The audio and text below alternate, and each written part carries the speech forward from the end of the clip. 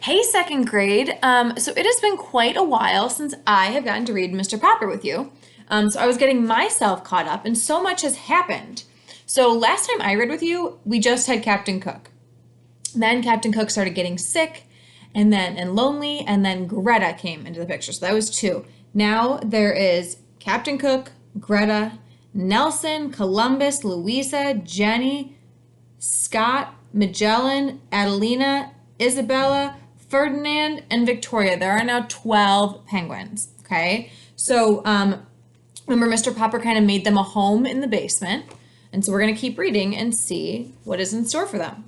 So, chapter 13 is called Money Worries. And we know we've heard a few times throughout the story Mr. and Mrs. Popper say, like, how are we going to feed ourselves? How are we going to feed the kids? We're only going to be able to have beans. So, we'll see what happens now that there are even more mouths to feed. There came a night, however, when Mr. Popper, having put the children to bed, when Mrs. Popper, having put the children to bed, stopped Mr. Popper on his way to the cellar. Papa, she said, I must talk to you. Come sit down. Yes, my love, said Mr. Popper. What's on your mind? Well, said Mrs. Popper, I'm glad to see you having such a nice vacation, and I must say that it has been easier than usual to keep this place tidy with you down in the basement all the time. But Papa, what are we going to do for money? What's the trouble? Asked Mr. Popper. Well, of course, the penguins have to eat. But have you any idea what the bill is for all those live fish? I'm sure I don't know how we're ever going to pay for them. And the engineer who put the basement freezing plant keeps ringing the bell and asking for us to pay him his money. Is all of our money gone? Asked Mr. Popper quietly. Practically all of it. Of course, when it is gone, maybe we could eat the 12 penguins for a while. Oh, no, Mama, said Mr. Popper. Don't even think like that. Well, I don't suppose I could really enjoy eating them. Especially Greta and Isabella, said Mrs. Popper. It would break the children's hearts, too, said Mr. Popper. He sat there thinking for quite a while. I have an idea, Mama, he said at last. Maybe we could sell them to somebody and then we could have a little money to live on, said Mrs. Popper. No, no, no, said Mr. Popper. I have a better idea. We will keep the penguins. Mama, you have heard of trained seals acting in theaters, right? Of course I have heard of the trained seals, answered Mrs. Popper. I even saw them once. They balance balls on the tips of their noses. Very well then, said Mr. Popper. If there can be trained dogs and trained seals, why can't there be a trained penguin show? Perhaps you're right, Papa. Of course I'm right, and you can help me train the penguins. The next day they sat at the piano.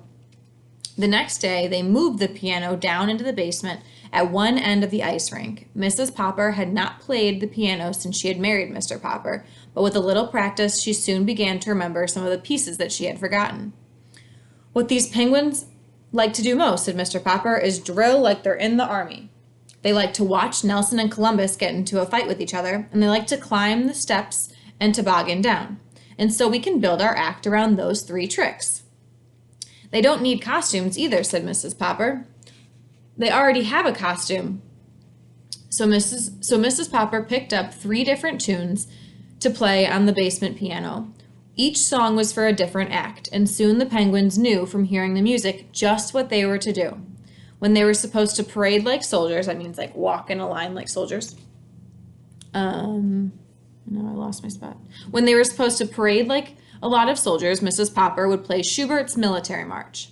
Then, when Nelson and Columbus were to fight each other with their flippers, Mrs. Popper played the Merry Widow Waltz. And when the penguins were supposed to climb and toboggan, Janie and Bill would drag out into the middle of the ice 2 portable stepladders and a board that Mr. Popper used to use to decorate homes. And Mrs. Popper would play a pretty descriptive piece called By the Brook. It was cold in the cellar, of course, so Mrs. Popper had to learn to play the piano with her gloves on. But by the end of January, Mr. Popper was sure the penguins were ready to appear in the theater. Okay, that's the end of chapter 13. So I want you to think, they're talking about these money troubles, and they're saying, what can they do to fix this? There's these trained seals and trained dogs who go and act. So what are the Poppers going to do to try and get some money?